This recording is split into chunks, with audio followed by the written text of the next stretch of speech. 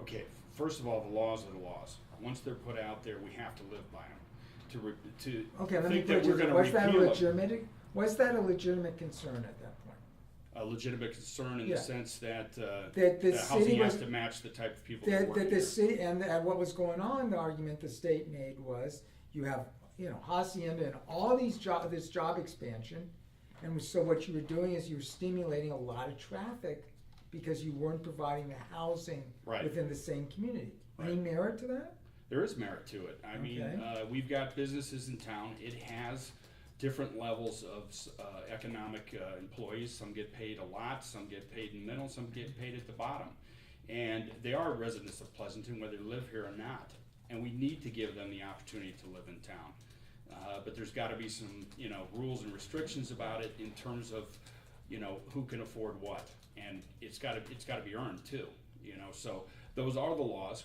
They were put down, and we have to abide by them.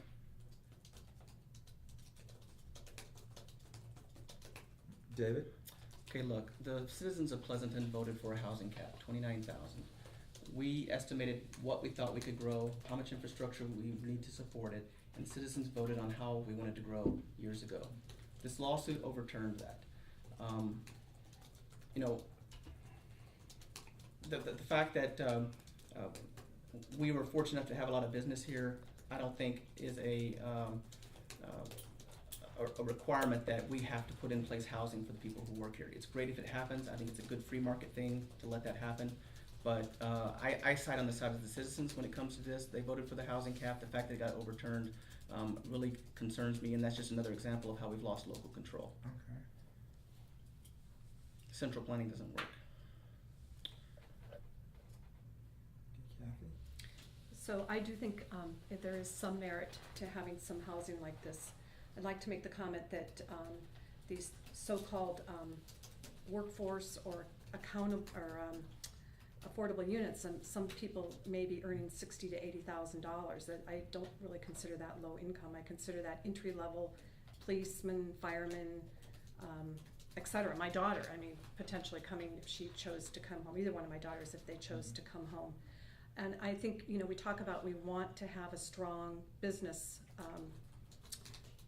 component to our city, because that's really what fuels the city and the wonderful things that we love. And if you talk to the business folks, they want workforce housing nearby for their employees to live in. It's correct, they can't all afford the $1 million houses. They've got to work their way up, and so I do think there's some merit to having some of this housing. I think the trick of it is that it's distributed, that we distribute it well throughout the city, that we maintain our high architecture standards, that these communities provide the amenities that we expect of Pleasanton, which are things like open space, places for kids to play,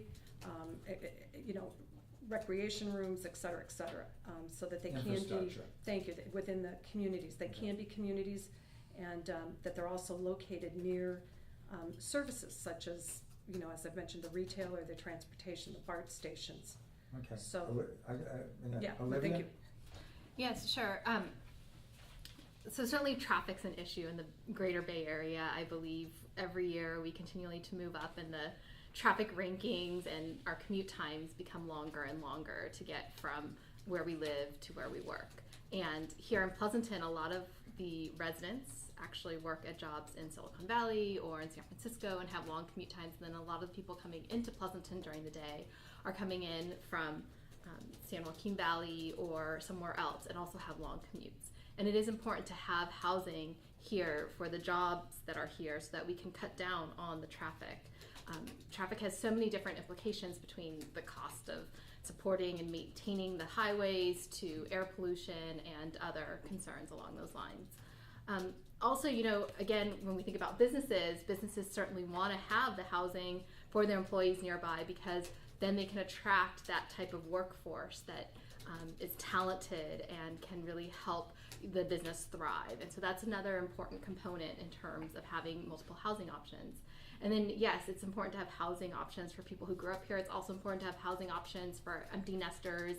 And there's so many people that do want different housing options at different affordability levels. So what I'm hearing from you is you do think there was merit in the state Yes. position? Yes, I do think there's merit in the state position.